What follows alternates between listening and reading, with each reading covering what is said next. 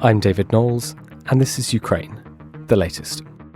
Today, we discuss the latest updates from the warzone, hear from our correspondent, Campbell MacDiarmid, who's on the ground in Ukraine, and we interview journalist Kristaps Andrejsons, who gives us the view of the war from Latvia.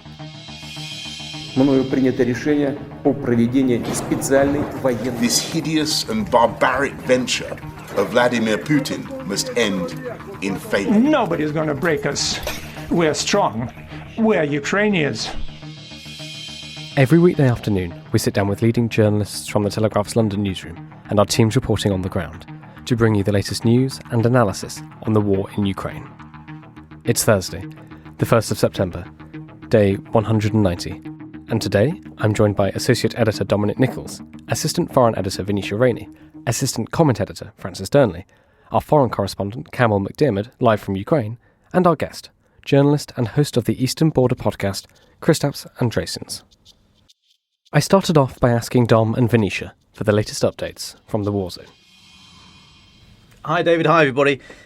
It's been busy, we think, on the front line. It's difficult to say. Ukraine are, I think, correctly and professionally sticking to this line of not putting out a lot of information and either containing or corralling or in some way controlling journalist access to the Kherson front. So it is a bit tricky to get good information from there. However, it does appear that the broad advance, that sort of four-pronged advance from Ukraine, still seems to be going. We were talking a couple of days ago thinking that what they'll probably do is, if they can advance on all four fronts, that's great for them. What they might try to do, though, is see which of those is offering the most success and then back that one or two or however many it is and sort of box and cox accordingly. So we've yet to see any great deviation from that, but like I say, information is very limited. There's a good Wall Street Journal article actually. They've been speaking to people in a hospital near the area and speaking to injured Ukrainian soldiers who have been at the front. So according to the Wall Street Journal, according to the people they've interviewed, they say the fighting is very fierce, and the Ukrainian soldiers are saying that they are getting hit with everything from Russia: aviation, air, mortars, artillery, tanks, the works. But there's very few Russian soldiers attacking them. So they seem to have few people, but a lot of equipment still. So that's from injured soldiers in the front line. Elsewhere, the International Atomic Energy Agency staff arrived about 40 minutes ago, we believe, at the Zaporizhzhia nuclear power plant. So they're there. We don't know how long they're going to be there. There's reports that there was shelling on the way into the plant, and actually this morning at 04:57 local, the reactor number 5 was shut down because of a mortar strike. So it is quite hot there, contested about where the fire is coming from. Russian Foreign Minister Sergei Lavrov has said Russia's doing everything to ensure the safety. And he's speaking at an event in Moscow. He says, we're doing everything to ensure the station is safe, that it functions safely. So, yeah, I don't personally believe that, but I think that sort of speaks of where they are coming from. There's also, and this was reported by Roland, our senior foreign correspondent, a pro-Russia Telegram channel that's saying that actually Ukraine has planned to kidnap the IAEA inspectors and hold them in the plant, ransoming their release for Russia to removal of Russian forces from Crimea. And furthermore, this Telegram channel says that these plans were a British plan, and they were delivered by Boris Johnson when he went to see Zelensky a few days ago. I mean, it's just utterly farcical. It's quite it's utter fantasy. But so it does seem to be something happening at the Zaporizhzhia plant. The inspectors seem to be there. That there has been some firing in the area, and one of the reactors has been shut down. I'll take a pause there. Thanks, Dom. Venetia, would you like to expand on that? I know you've got several updates away from the war zone for us as well. Yeah, so just to add a few more bits to that update on what's going on around Zaporizhzhia plant, we've had a lot of confusing reports out from that area this morning. Russian state media has been pumping out lots of different stories. They claimed that 60 Ukrainian troops had landed somewhere, suggesting that they'd crossed the river somehow. Probably feeds into this hostage false flag sort of story that Dom was talking about. We've also seen lots of videos of helicopters flying around the area, some reports of shelling. The Russians have blamed that on the Ukrainians. The Ukrainians have said it's all the Russians. It does feel like Russia is trying to make the visit for the inspectors as difficult as possible. The inspectors said that they were going to go anyway, even though, as Dom said, the convoy's route was literally being shelled as they were on their way there, apparently. The situation there is quite bad. The backup power supply was damaged by shelling that forced this reactor to close. It's the second time in 10 days that shelling has forced a reactor to close, and there's now just one of 6 reactors functioning at the plant. The IAEA wants to establish some kind of permanent presence there to try and get a grip on the situation. But as Don mentioned as well, it's not clear how long they'll be able to stay for. They initially wanted to stay for several days, but they might now have to return later today. And there are a few other bits worth mentioning from Russia. We've heard about the chairman of Lukoil, one of Russia's major oil producers, has apparently fallen to his death out of the window of a hospital. Russian state media has been very quick to say that it was a suicide. Ravil Maganov was in the hospital being treated for a heart condition. It's quite a high-profile hospital. There's normally a lot of surveillance there, a lot of security. This is where Gorbachev was when he died earlier this week, for example. But apparently in this part of the hospital where Ravil Maganov was, there were no security cameras because there were renovations underway. So no ability to sort of prove that it was suicide. We've seen some unconfirmed reports that there wasn't a suicide note, but obviously lots of Russian disinformation around there. What's interesting about this is that Lukoil is a company, one of the few companies that criticised Russia's war in Ukraine. They came out very early on and called the war tragic, said it should stop. And Maganov is actually the second official from that company to die in what I think we can say is suspicious circumstances. Another executive died in May. And then one other story from Russia worth flagging, Gorbachev, as I mentioned, died earlier this week. There was a lot of talk about whether he will be getting a state funeral. We found out yesterday that he won't be. He's now going to have a private funeral on Saturday, and Putin won't even be attending that. He went today to lay a couple of red carnations at the memorial for Gorbachev. He stayed about half a minute, according to footage that was broadcast. He sort of went, laid the flowers, crossed himself, and left again. Apparently, he's too busy to attend the funeral on Saturday. He's going to Kaliningrad, which was a pre-planned trip. That is a major snub. You'll have spoken about yesterday the importance of a state funeral and how unusual it is for one not to be held for a Russian leader. That hasn't happened. A state funeral has been held for every Russian leader since Nikita Khrushchev in 1971, and that was over the fact that he was forced out of the party and sort of was in disgrace. So for Gorbachev to not be given that kind of state ceremony is a big deal, and for Putin to not even bother to attend the smaller ceremony that will be held is an even bigger deal. It shows the war going on over Russia's history and the legacy of Gorbachev, what the USSR and its dissolution meant for Russia, and the kind of Russia that Putin is trying to build now, as we see from his war in Ukraine. Thank you very much for that, Venetia. Francis, we'll come to you to talk about some energy updates, but first I'd like to invite Campbell MacDiarmid to speak to us. Campbell, you've been in the south of Ukraine, close to the front lines. Would you tell us what have you seen? What's the morale like amongst the people you speak to, and what would you want people at home to understand about the offensive? Hi, David. So I spent a few days, or more than a week actually, trying to get any kind of access to the Kherson front last week and earlier this week. And I have to say that the ability to find out what is going on is very limited. And I think it's one of those situations where the closer you get doesn't necessarily give you the big picture. So media access to that front is really tightly restricted. And basically that means that you can't sort of wing it by meeting a guy in a unit and getting him to take you to the front very easily. So it kind of goes through the channels, and they basically control what access you get, which is very little. So we have spoken to a few soldiers along that front line on sort of trips organized by senior Ukrainian press officers. but I can't say that they were particularly illuminating.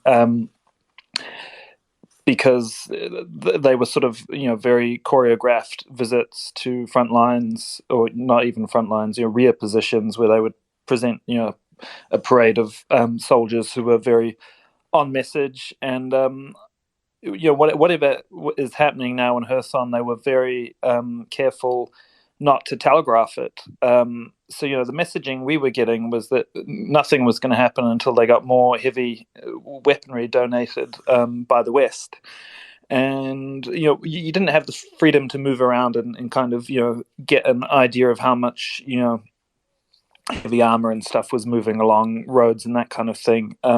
So, yeah, I feel like we were very much in the dark there. So we were staying in Mykolaiv, which is, I don't know, maybe 20 miles from the front lines there. So, what you would get a sense of is a little bit of the kind of outgoing artillery you would hear off in the distance, that you wouldn't really be able to triangulate or, have a good idea of where it was. And then in the night there would be things that go bang, and that would often be Russian missiles landing on rear positions in Mykolaiv. So they tended to be S-300 missiles, which are an anti-aircraft defense system, which they're sort of repurposing for ground attack.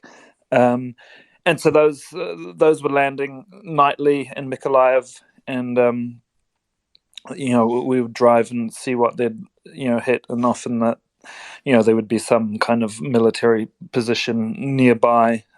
Sometimes not always clear that there was. So that was our experience on that front line, and we actually decided that such as it was, we might be better off going to Donbass. So we've moved to Donbass, and we may go back to Kherson if there's an ability to visit. If they make progress and there are liberated villages, that's the kind of thing they would be probably keener to show us than whatever was going on at the front line. So for now, we're in Kramatorsk in eastern Ukraine, and it's a little bit more relaxed here with what you're able to do. So we've just got back into the city now. We've just spent the morning with a reconnaissance unit at their observation post, and so you can sort of set those things up a little bit easier on this particular stretch of the front. Campbell, you say that it's slightly more relaxed in Kramatorsk. I just want to ask, when Dom and I were in Kyiv about a month ago now, we were struck by how little attention the majority of people were paying to the air raid sirens. Is that the same? Are you getting that sense in the east as well, that people are just desperate to continue with their daily lives? It is a bit different here in Kramatorsk. In Mykolaiv, about half of the pre-war population have left, but there's still restaurants and bars open, somewhat curtailed hours. But you'd go out. It was quite odd. Getting woken in the night by missiles, and then having lunch at a nice Italian restaurant, that kind of thing. As you come into this into Donbass, where I think the fight, I think maybe it's there's been larger advances here. On the Kherson front, it's been largely static since about March, whereas we've seen in eastern Ukraine, the Russian forces have gradually continued to advance. So there's been a sense of the war creeping closer, but it certainly feels a lot closer here. Kramatorsk is a lot more emptied out. There's fewer shops open. Most things are boarded up. I mean, things are still working. The buses are still running, and the municipal workers are still out mowing the lawns. But it's a lot less of the normal daily life continuing, and a lot more of the digging trenches in the streets, and a lot more military around. Thanks so much for that. Dom and Francis, you've been listening to this. Do you have any questions for Campbell? Yeah, hi Campbell. I've got one. You may. I hope you can answer it. I've been seeing a few reports that actually there's a bit of action from Ukraine around Kharkiv, and I just wondered if you had heard that, and whether or not there was, if there is any movement up there, whether that was taking advantage of a perhaps depleted Russian force, if they've had to move equipment and personnel down to the south, or whether this has kind of kept up the tempo of recent days, and it's just that there's been a bit more reporting. I just wonder if you heard anything from the northern flank. Hey, Dom. Yeah, it's a good question, and it's something that we've heard a bit as well.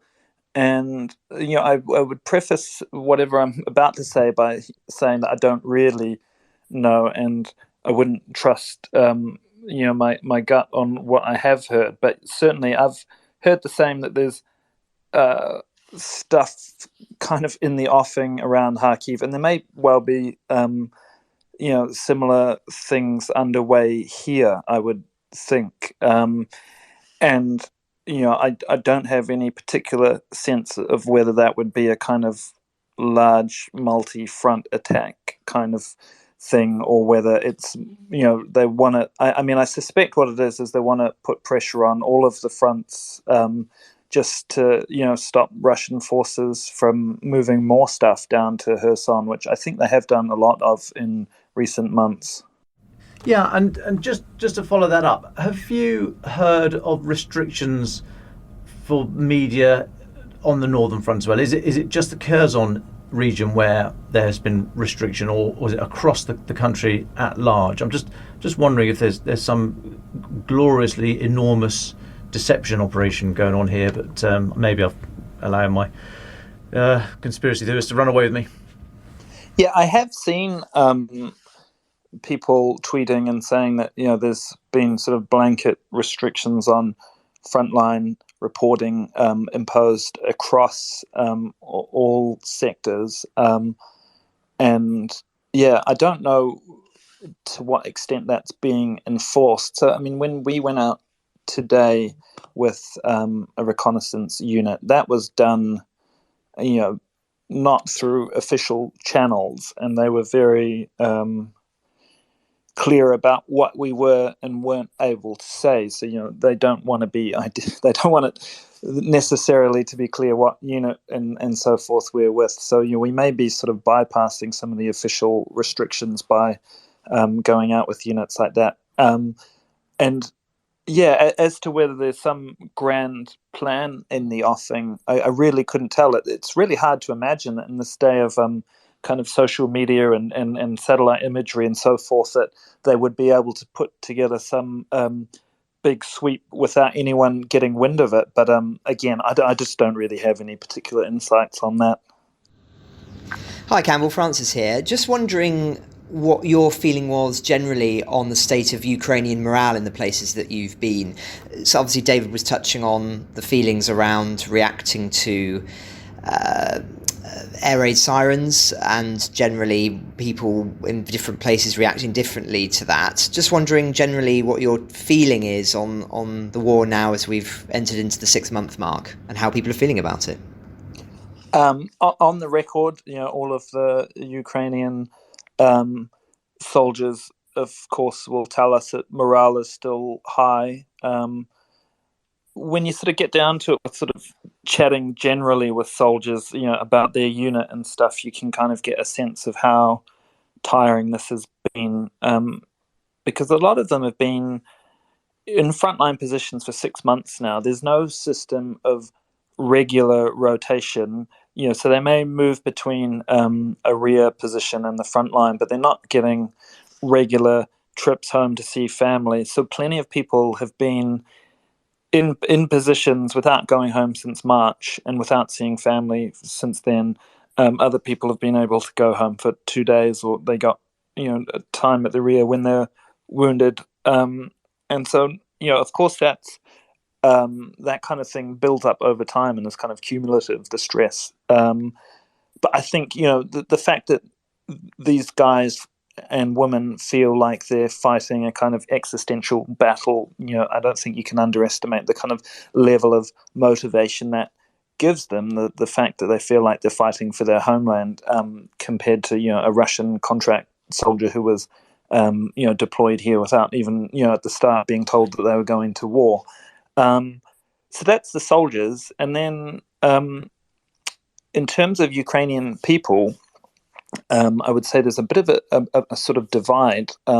There's huge amounts of patriotism in much of the west of the country and the big cities. And, it's amazing the kind of sense of shared purpose that everyone has, and the way that people just contribute, donate, volunteer to get the soldiers everything that they need. So NGO workers, foreign NGO workers who have come here said they've never seen a humanitarian response like this. Basically, foreign aid workers aren't really needed. Some are here to basically kind of direct money to the volunteers, and then the volunteers have the networks to distribute everything.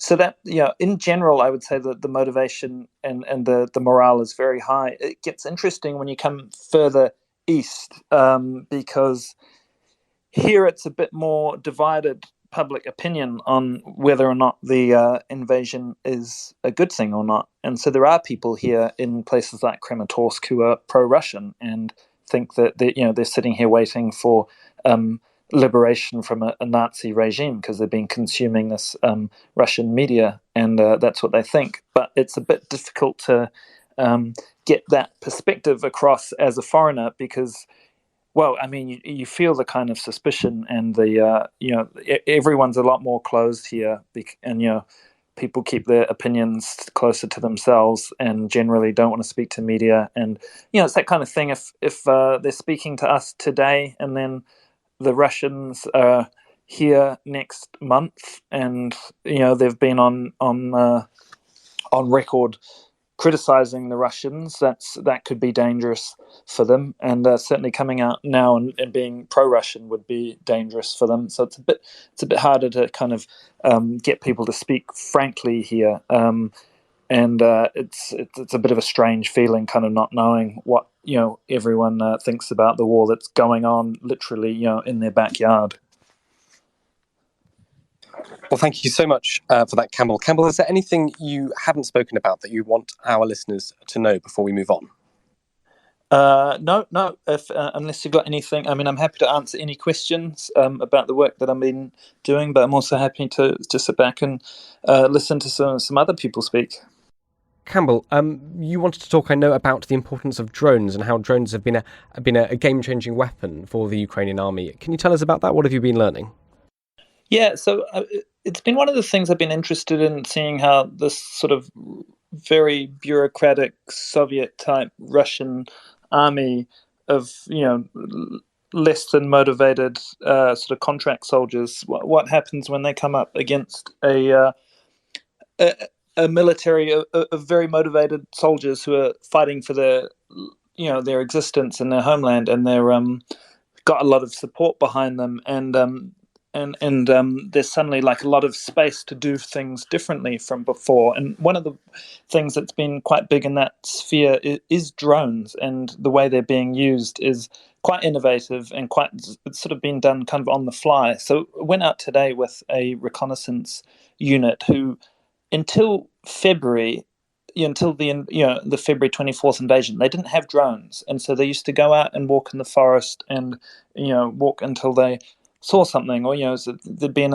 observation post with binoculars. And then early on in the war, they got drones donated, and there was initially a bit of resistance from the kind of old guard who were like, A, what are these toys, and B, like, you got these from volunteers, like the donations. What is this, some kind of corruption? But anyway, since then they've figured out how to use these, and I'm sure you've all seen the kind of the footage that's put out on social media where they're dropping grenades down the hatches of armored vehicles, and that's really interesting to see, and a big change. But I mean, the other big sort of force multiplier role they play is just how much surveillance and observation they can do from a drone compared to what they would do on foot. And things like correcting artillery and stuff, a well-used drone crew can be a real force multiplier. But it's interesting because these are just civilian,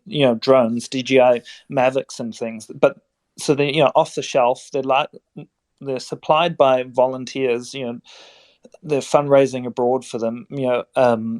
Groups like Saint Javelin, who's run by a former journalist out of Toronto. Selling these stickers of memes. I'm sure you guys have talked about that on the podcast before. And then they're raising money, buying drones, and then sending them to these reconnaissance units. And then so we went out with them today, and it's on a frontline position, where there's nothing in front of them before the Russians, and they can put up a drone and immediately see, that within 10 seconds, that overlooking Russian positions. They can see where their artillery is landing, and they can do as much surveillance in 10 minutes as they would take days of walking around before, and they're not exposing their soldiers to the same risk. I mean, although they have to take various precautions with the drones to ensure that they're not exposing themselves by using the drones. And the other really interesting thing about them is the way they're taking these civilian drones and sort of doing DIY hacks on them to improve the security of the way they operate, and also hacking them so they can drop grenades. So they use 3D printers to little just DIY kind of computing stuff to make these attachments to the drone that uses an actuator, and you can control the switch through the drone remote control, and then it drops the grenade, which is it's a standard grenade that they use from an automatic grenade launcher, but then they 3D print a tail onto it and a nose cone with a firing pin into it. So that's something that has been like a real development that's happened in 6 months. I mean, there were units using it before, but the way that it's become widespread is really interesting to see. It's really innovative, and the Russians are trying to do the same thing, but I don't know if they have the same capabilities and those same networks of volunteers and fundraising that are just providing these bits of kit to straight to the front line. They're bypassing all of the military bureaucracy. So that's what I was doing this morning, was kind of checking out that little world of the war. Well, thank you so much, Campbell. That's fascinating. Dom, I know you had some things to say about the psychological impact of drones on soldiers. Yeah, I just wanted to make the point that I've been looking at the phenomenon of the use of drones in this war. I mean, they've obviously been used before, not in this way, probably not in this number and in the improvised way that Campbell's just been describing. And as I've been looking at it since the war started, it struck a chord with me, because I was serving in our army, in the British Army, through the Iraq and Afghanistan years, and in Afghanistan in particular, the IED, the improvised explosive device, erroneously called the roadside bomb, because they could be in roads, it could be anywhere, roads, streams, bushes, anything, walls, the lot. But the impact that IED had on us as an army, as an individual soldier and as an army, was absolutely profound, because it shook us to the core. It became a real boogeyman, and troops were, I can't speak for everyone obviously, but a large slice of your mind was thinking about them the whole time, with each step outside the gate. Am I going to step on an IED? And it knocked our confidence as an army. It raised that element of doubt in your mind. And if you think about these drones, it's actually could do something very similar here. I mean, not only do you need to keep looking up, so your attention is not on the job at hand necessarily, or not all focused forward, but you've got to look out for these things. But I mean, just as the British Army and the American Army and everyone else that were there in Afghanistan, we had to completely change our tactics, change our systems, change our procurement methods, change the equipment we use, just change everything because of this new threat. And it took us some years, but we got there in the end. And I think that we are seeing with drones something similar having to happen here, a complete change in the way, or an addition to the way that a military force conducts itself, in the tactics and in the equipment and in the scaling and all that kind of stuff. And so I think that's notable, and I haven't seen an answer to that. But a point I make again and again on this pod is that Russia, this Russian military that we're looking at, is not a learning organisation. So if it is going to require a change of tactics, procedures, all the rest of it, I just don't see this army being able to do that. So I think this phenomenon of drones is very similar to that of the IED in Afghanistan. It will play with the Russians' minds and the Ukrainians' ones, of course, but it will get inside their head. It will bring in that seed of doubt, such that they're always wondering, what am I being watched right now? Is there a grenade being dropped on me right now? Because a few hundred feet above the ground, you can't see or hear these things. You certainly can't hear them. You can see them if you're pretty eagle-eyed and it's a good day, but you really can't see them or hear them very well at all. So just that little doubt about am I being watched right now? Am I about to get zapped from above? It was very similar. It really shook the British Army, the IED threat, and took us years to come up with a counter for that. And I'm watching with great interest how drones seem to be adopting that similar sort of boogeyman status. Dom, it's interesting you make the link between IEDs and drones, because when I was in Iraq covering the war against ISIS, I saw the very first kind of weaponized drones, and they were used by ISIS. So during the Battle of Mosul and a little bit before then, but that was when they first kind of came to the fore. Was the first time we saw grenades being dropped from drones, and they were like the very first jerry-rigged kind of contraptions. And what was really interesting about that was just seeing the effect it had on Iraqi soldiers that was far in excess of any actual danger they posed to them.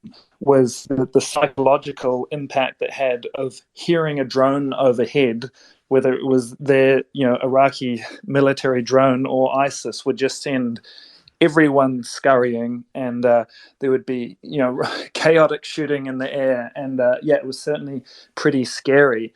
And so that was then. And it was interesting, watching since then the development, because I think back then the utility of drones, was more limited, particularly the weaponized drones. But the way they're using them now is so much more sophisticated, both in the surveillance and the artillery spotting and the dropping of grenades. That it's a whole new level. And one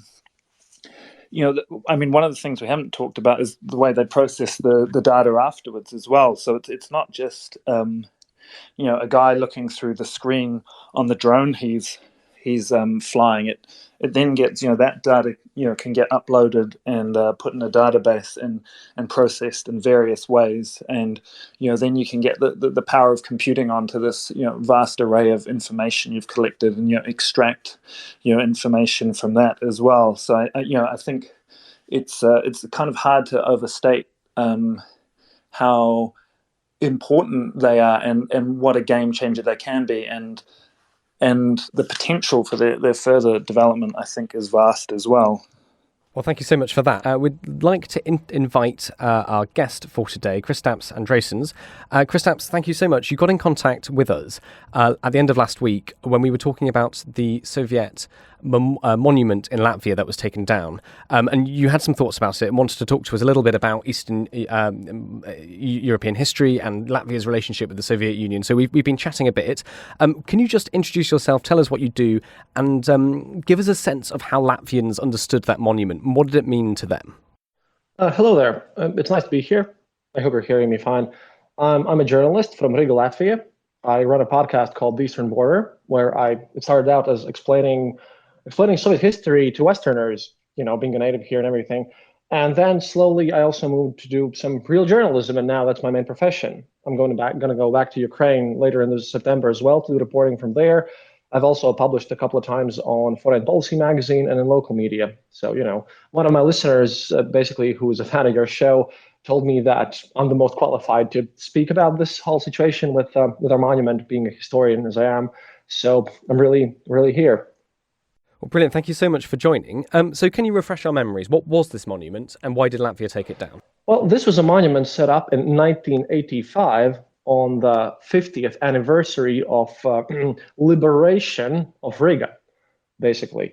The monument was taken down because in the later years, it had already, since about 2008, stopped being a monument about World War II and its end. And every year on the 9th of May, local Russians, local pro-Putin supporters were gathering there, waving imperial flags and blatantly yelling in our faces, "We can do this again," while not recognizing the fact that Soviet occupation meant a lot of trauma and deaths and suffering for our people. We suffered in Stalin's gulags, and we were by no means, I would call, liberated. We were just occupied and forcibly annexed into the Soviet Union. After all, we had been an independent country with no ties to the Soviet Union before. We got our independence from the Russian Empire. And since 2008, yeah, Putin had been using this monument to organize very pro-Russia, pro-Kremlin meetings, agitate anti-Western sentiments, and there were like no Soviet flags in the previous 9th of May celebrations. There were just Russian imperial flags, and they were just sprouting all sorts of anti-EU and anti-West nonsense there. And in 2020, I went there on the 9th of May since I wanted to check if it was actually something related to the war. And, you know, my English is fairly well. I can pretend to be an American for the locals. So I got myself with my crew dressed up, carrying a United States flag, and we brought sort of flowers there to be put down for the other allies, since it's a World War II memorial. And, you know, I have a nice recording on my Facebook page where we were called Nazis, we were called filthy Americans, filthy Westerners, you have no place there. Yeah, that just to explain why this isn't really a World War II issue. This is an issue of this just being turned into a religion for Putin supporters to gather support. Can I ask, was there any backlash to taking the monument down then? How did sort of Latvian society react to it? Well, Latvians reacted extremely positively. And there was some anger in the Telegram channels, in the Russian Telegram channels, because due to our government's incredibly foolish integration policy in the 90s, we have a lot of people who speak Russian. Ethnic Russians are about 25% of our population, still up to this day. And a lot of them just live in this information bubble created by Putin, because they basically only absorb that. But there weren't any massive protests. There were about 20 to 30 people who came to protest, and some of them were very provocative. About 5 to 6 people were arrested. I think about 20 were kind of brought into custody, but then later released. But about 5 were arrested. But these were the same people who are right now involved in damaging Ukrainian refugees' cars and stuff like that. In general, this whole move was very well received by the Latvian population, the Latvians who live in Latvia. We had a protest action, and this was an initiative, a public initiative, by the way. This didn't come from our government. This was a result of a petition signed by Latvians to demand that our government finally remove all those Soviet objects, which for us mean 50 years of being cut off from the West and a lot of suffering. Can we talk a little bit about the invasion of Ukraine? What was Latvia's experience? How did Latvians think of and view the invasion, and what were their reactions? We know that the government has been incredibly supportive of the Ukrainian government, but for people on the ground, for Latvians themselves, how did they view it? See, a lot of Latvians were born in the same country, me included, as Ukraine was in the USSR, and we all were there unwillingly.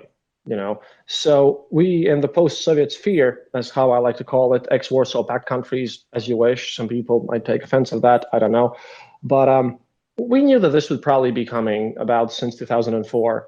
I had been warning on my show about the fact that Russia is extremely aggressive for, 4 or 5 years already. And right now we've switched our Soviet history podcast to war broadcasting because I had a plan already set up what I would do when this invasion happened. We weren't surprised here. We were just kind of happy that, all these years people were calling us paranoid and that we should, Russia's not going to do anything. But the problem is that we also often see Putin's internal propaganda markets, the things that took the Western world by surprise. Well, they were very well known for us. For example, we had seen all this time when Zhirinovsky had gone on stage with Solovyov and how they had stated that Iceland and needs to be nuked and everything. So even like those proton torpedoes that Kiselyov recently stated he could nuke Britain with, yeah, he had been speaking about them before as well. Just nobody noticed and nobody seemed to care. Nobody seemed to take them seriously. But due to our own history, yeah, when Russia says they're going to invade someone and that they can repeat the invasion and they can occupy you, well, we just listened to Putin and believed him. And that's why we were kind of ready. And this is why, a lot of people were were really willing to help Ukraine, and there's massive support of Ukrainians here in Latvia, and our folks are basically doing everything that we can in a lot of cases. Kristaps, you've touched on this in some of your answers, but could you give us a sense of how does Latvia think of its Soviet past now? I mean, this is more than 30 years now since the fall of the Soviet Union, but and how has the war in Ukraine potentially changed that? Well, you see, the Soviet past, there is some nostalgia among some elderly people who only remember the good stuff, because there were some positives. They remember basically that the ice cream was tastier, but in general, if you look economically, the Soviet Union drained us. In the interwar period, since 1918 up to 1940, we were on about same level of GDP per capita as Netherlands or Belgium. Then the Soviets came, they killed a lot of our people, and that's why we are in a poor economical situation, that you guys in the West. We were just basically denied this whole economic growth situation. And we have documents that prove that Soviets basically drained us of our resources and gave it away to Moscow and everything. We were one of those donator regions. About 17% of our yearly GDP was transferred to other regions, and we always felt like Western people instead of being inside of this Soviet thing.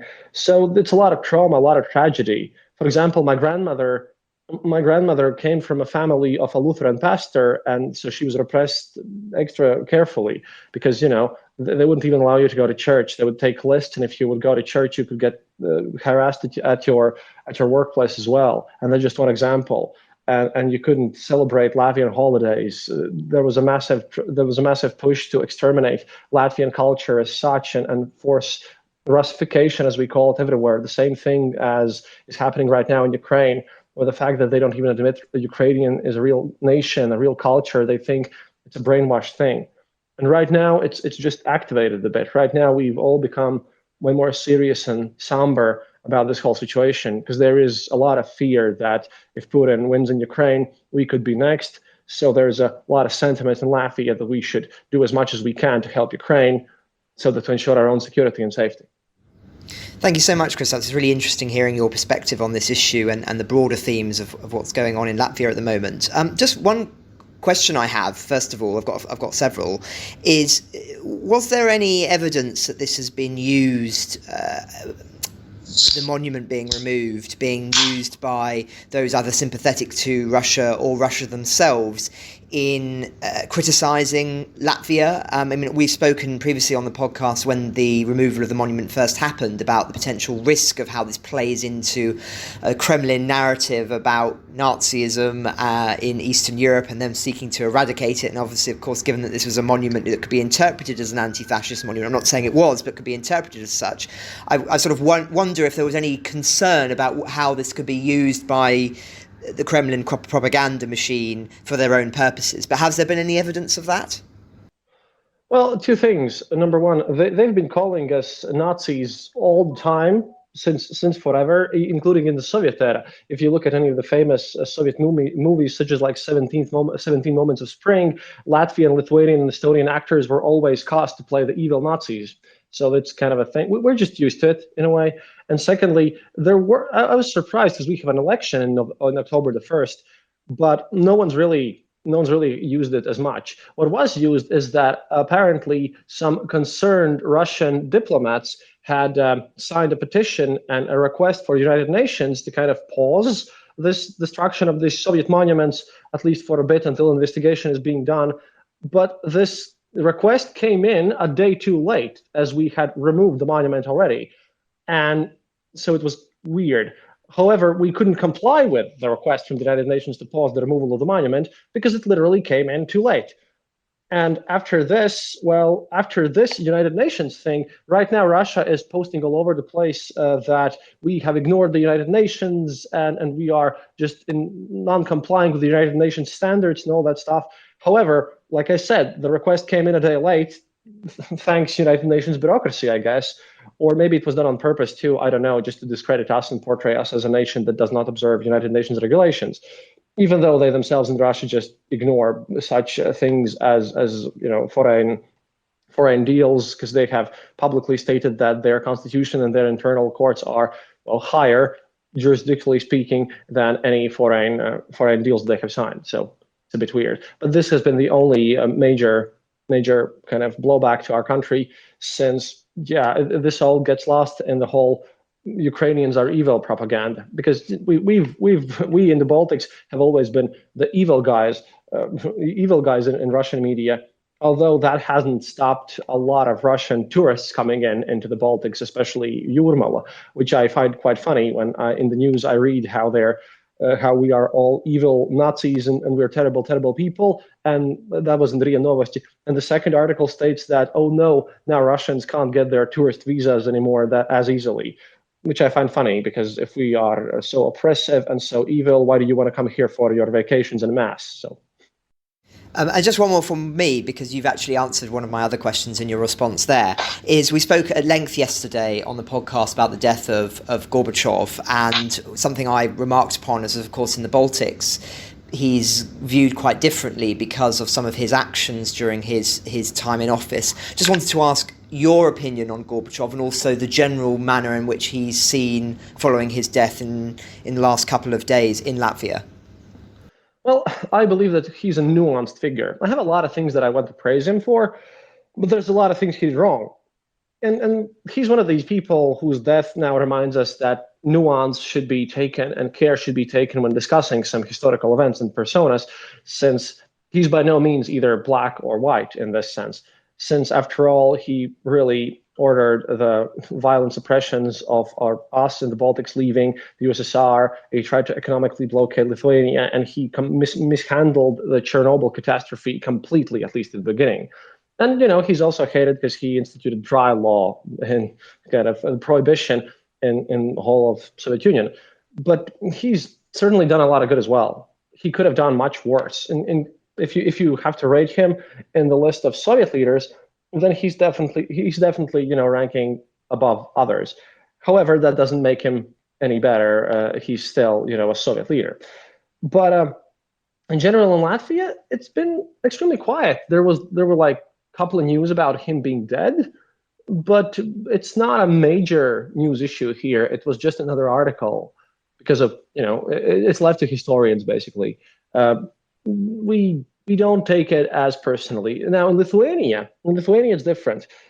Down south in Lithuania, they are kind of joyful even. I know that one of the ministers of Lithuania even called Gorbachev a terrible, terrible leader, because after all, in Vilnius, 13 people died while being crushed by tanks by his orders. So I believe that he's a complex figure, but in Latvia, he's viewed mostly neutrally. In Lithuania, he's hated more, definitely. That's so interesting hearing your perspective on that. And I think, as you say, it echoes what we were saying on the podcast yesterday, that there is so many different sides to Gorbachev that no doubt he will be debated for many, many decades as a consequence of that. I mean, it is very revealing to me that it's not really being talked about in Latvia, and because it reveals the extent to which he's not really seen as one of your leaders, as a people, that you've separated yourselves from your Soviet past. I mean, if it was still, there was many people who once saw him as a leader of Latvia, then it would be presumably a much bigger story. And the fact that that isn't the case, as I say, seems to underline the manner in which a line has been drawn from the Soviet past to the Latvian future. And my final question on that is, what does the future of Latvia look like, do you think, within the broader context of the European continent as things have evolved in the past 6 months? Do you think Latvia will have a big role to play in the conversations that will take place as part of the geopolitical readjustment, or not? Well, depends on what you think is going to happen. See, I personally hold the belief that Russia is going to fall apart eventually. Doesn't matter if it happens as a result of this war or in 20 years, because I view, because of my historical sources, Russia as a lost colonial empire, except land-based instead of naval. So I think that we'll have to deal with a lot of refugees coming in from Russia, as we do right now with Ukraine. And the Baltics, well, we're going to have to work together, certainly with Lithuania and Estonia. Latvia as alone, I don't think will be a massive player in anything because we're a small country. Only 2 million people live in Latvia. But I think that one thing that's going to happen definitely after this war is we're going to have closer ties among Baltic countries, and that's going to include Poland as well, because we are currently already experiencing an unprecedented level of cooperation between Finland, the Baltic countries, and Poland. And I think that this together with our cooperation with Ukraine could lead to a stronger political bloc inside of EU and stronger economical ties. So that might help the growth of the Eastern European region in general. Kristaps, can I just jump in? Hi, it's Dom here. Thanks so much for joining us today. It's fascinating stuff.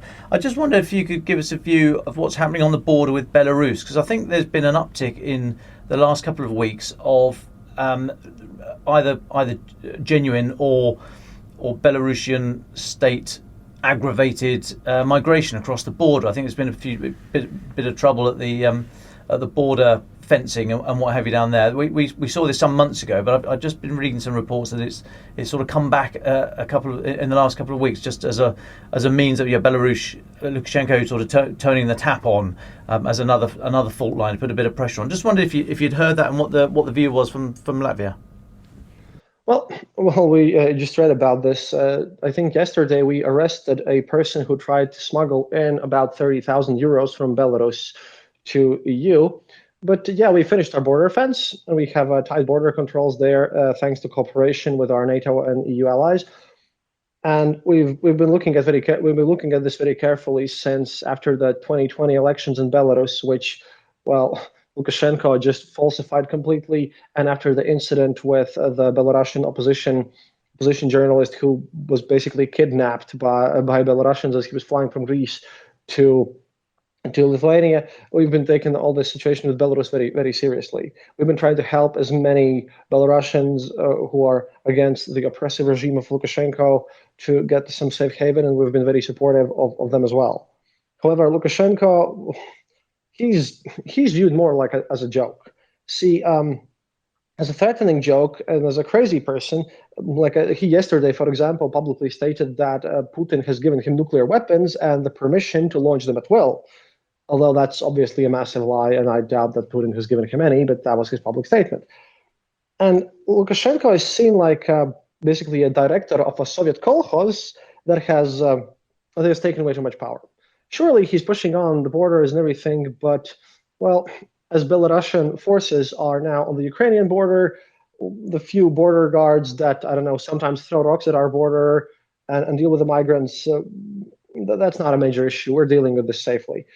There is no major flow of organized migrant crisis like it was seen last year or a couple of months earlier. No new reports on that. If it's happening literally right now. But I'll be back in Riga on Tuesday. I'm currently on a little vacation. I'm not talking to you from Latvia right now. I'm just away for a few days, so I'll have to check up on that when I get back home. Well, Kristaps, thank you so much for talking to us. This has been absolutely fascinating. Thank you very much to our followers who put you in touch. Is there anything you'd like to talk about that we haven't asked you, or anything you'd like to say to our listeners you think they should know? Well, yes, it would be very nice of you if you would go and check out my podcast, The Eastern Border. But as of right now, the most important part is that I cover a lot of Russian propaganda channels. I follow all the pro-war Telegram channels, and their reactions to Gorbachev's death were very telling. And they also deny the existence of NATO, for example, because they don't comprehend it. And I think it'll be interesting to watch in the future the whole internal struggles of pro-war Russians, because Putin, I think, has created this level of intensity of propaganda, basically portraying all Ukrainians as these evil people that he can't go back from. And now every time he tries to kind of de-escalate because he can't push forward, he's coming into conflict with Girkin and his radical supporters. So I think that's going to be a thing to watch when Russian pro-war side goes into full conflict. And I will of course be covering that. And I certainly hope that I'll be able to, work with Dom a bit when I get back to Ukraine in the 22nd of September. Unfortunately, we're starting to run out of time. So, Francis, I realise we've just got a couple of rather big updates, actually, around visas and energy. If you'd talk us through them, and then I'll come to all of you just for your final thoughts. Sure, well, I'll whiz through these. Obviously, I've focused quite heavily on the energy front of this war in recent weeks, and there's been another development in the past 24 hours, which I think we should report on, which is that Hungary yesterday boasted that it had signed a new gas contract with Russia and celebrated blocking Ukraine's call for an outright ban on Russian tourists entering the EU, which I'll come to afterwards. Obviously, this comes in the context of several European governments, including Germany, vowing to wean themselves off the dependence on Russian gas. Many are rationing energy in case the Kremlin turns off the taps, which, of course, it's now looking increasingly likely they will do completely. Budapest has already consistently opposed EU sanctions on gas, which require a unanimous support from all 27 member states, of which Hungary is one. But they're selling this as, and I'm quoting here a cabinet minister and international spokesman for Hungary, that Hungary's energy supply is safe. And clearly he goes on to elaborate on the fact that this is offering security on the energy front for Hungarian citizens, as opposed to, of course, the volatility on the energy market that's being experienced by other powers in Europe. He's obviously, as well, it's worth saying that Hungary is about 85% dependent on Russian gas. And if you were taking a more sympathetic view, you could say that they literally cannot afford not to take this stance on energy because it would be such a complete and utter disaster for them. But again, I would perhaps counter that by saying that I think that if there had been a more robust, unified, forward-thinking response on the energy crisis from within the European Union several months ago, then it may well have been possible for, if there had been the desire there, for energy to be more freely shared between countries. Some, of course, have got more than others, in an attempt to ensure a united front that could have then seen a more robust sanctioning. But of course, all of this plays into the fact that it may well be that Hungary is more sensitive to the disaster that's coming down the road for Europe, given the energy crisis. Although my rebuttal to that would be the point that I made the other day, which is, for me, this isn't really a challenge of it being inevitable that the European populations who are going to be suffering sky-high energy bills cannot be persuaded to this, that regardless of what political leaders say, they are going to be angered by this and their support for Ukraine will wane. Rather, I think it's a challenge of persuasion. I think that it is up to European leaders, including whoever the next British Prime Minister will be, which we'll find out in a matter of days now, to say to the publics of Europe that yes, it's going to be potentially a very challenging winter, but remember Bucha. Remember what is being fought for on the battlefields of Ukraine at present and the sacrifices that are being made for a vision of what the world should look like, one where might isn't right. And remember that Europe has a long memory in these matters. Large parts of Europe have been occupied by territorial, monstrous regimes in the 20th century. And if you appeal to that, then I see no reason why people will not be willing to make sacrifices. So that's the update on the energy front. With regard to other updates, another issue that's been rumbling on in the background, but again of significance, is relating to the visa issue. Roland touched on this very briefly yesterday, but actually the EU has agreed to suspend a visa facilitation deal with Russia.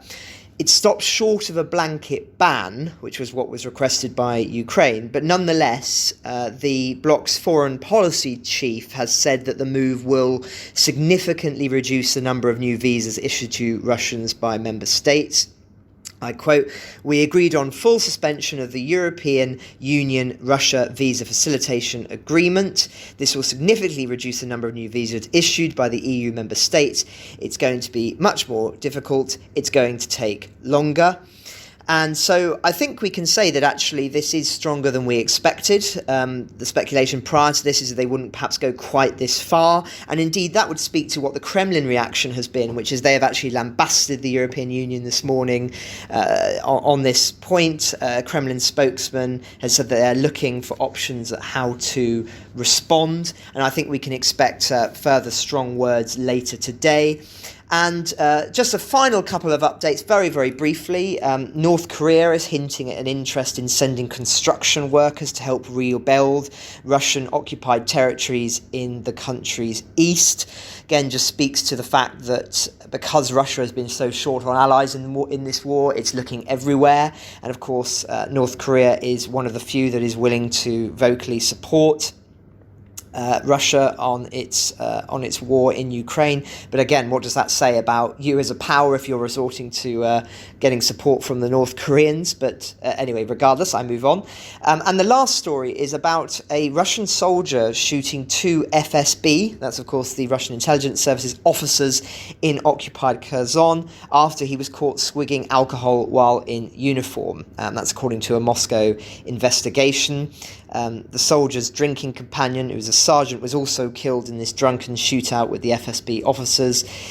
And what's the significance of this? Well, it's an incident that shows the ill-disciplined state of the Russian military in Ukraine, I think it's fair to say. And the fact that this is being reported quite heavily, indeed we've done a big story on it, James Kilner, who often appears on this podcast, has done so, speaks to the fact that this is going to be a rather embarrassing story that will be doing the rounds, and one I'm sure that Moscow would be keen to avoid. So those are the other significant updates of the last 24 hours.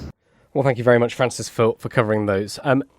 I think it's probably time to ask you all for your final thoughts. I'll ask Francis and Campbell first. Dom, I know you've got an update on some of your own reporting you'd like to give our listeners, and then we'll come to our guest for the final thought at the end. So maybe, Dom, would you like to go first? Yeah, sure. Just very quickly, I owe you an answer about my meeting yesterday with Richard Marles, who's the Australia's Deputy Prime Minister and also serves as a Defence Minister. I hinted strongly that I was going to be speaking to a senior member of the Australian administration, and you were brilliant, listeners. You sent in dozens and dozens of questions for him, and really good. I made a huge amount of notes. So I went up to Barrow-in-Furness yesterday looking at submarines. Britain commissioned number 5 of 7 new Astute-class hunter-killer attack submarines. And Mr. Marles was there under the AUKUS deal, the Australia-UK-US deal, which is a technology collaboration deal, but submarines is the kind of the biggest moving part in it at the moment. So that's why he was there.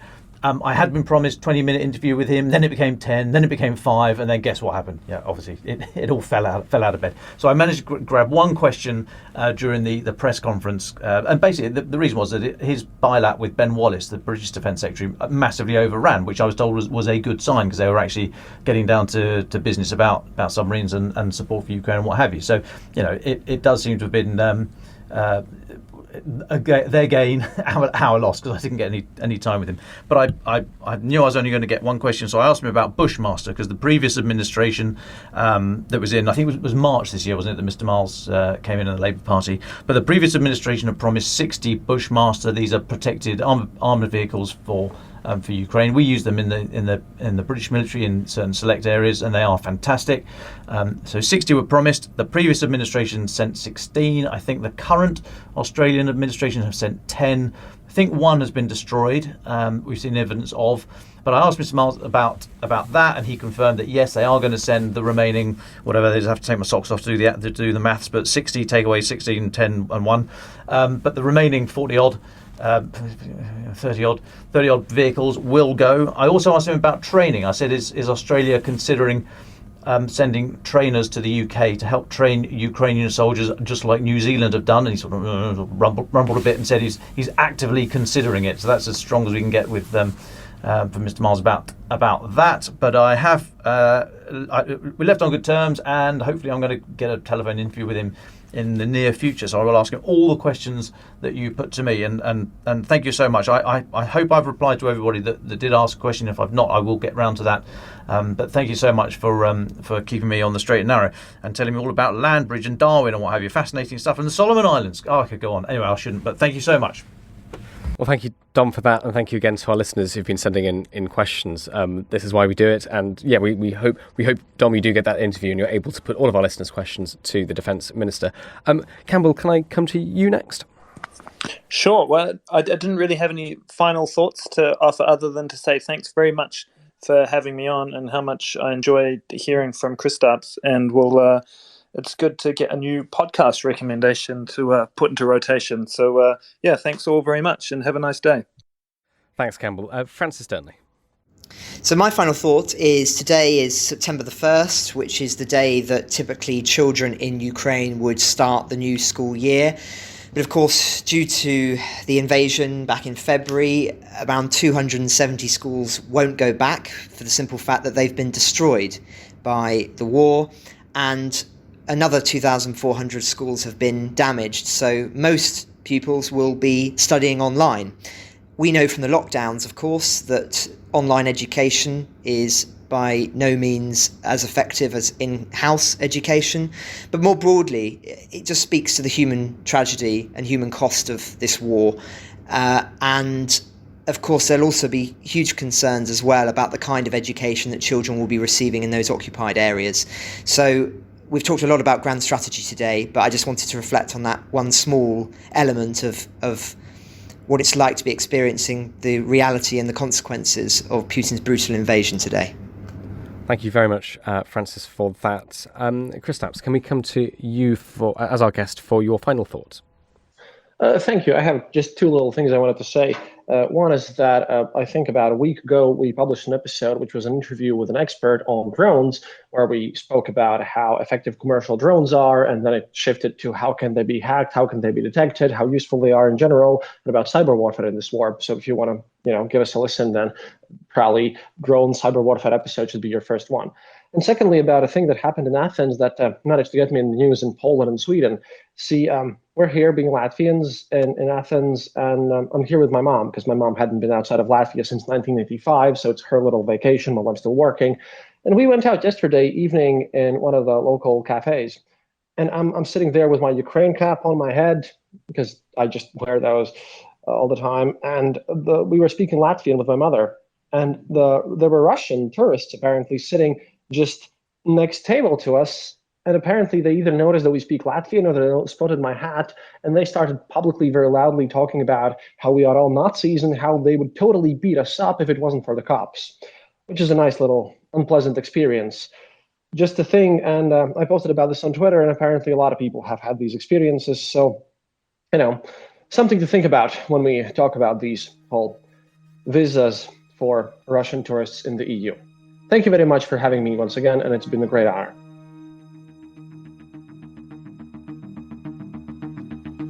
Ukraine the Latest is an original podcast from The Telegraph. To stay on top of all of our Ukraine news, analysis and dispatches from the ground, subscribe to The Telegraph. You can get your first 30 days completely free at telegraph.co.uk/audio. And sign up to Dispatches, our Ukraine newsletter, which brings stories from our award-winning foreign correspondents straight to your inbox. You can listen to this conversation live at 1 p.m. each weekday on Twitter Spaces. Follow The Telegraph on Twitter so you don't miss it. If you enjoyed this podcast, please consider following Ukraine the Latest on your preferred podcast app. And if you have a moment, leave a review, as it helps others find the show. You can also get in touch directly to ask questions or give comments by emailing podcasts@telegraph.co.uk. We do read every message, and we are especially interested to hear where you are listening from around the world. Ukraine the Latest is produced by Louisa Wells and Giles Gear, and today on Twitter, Claire Hubble.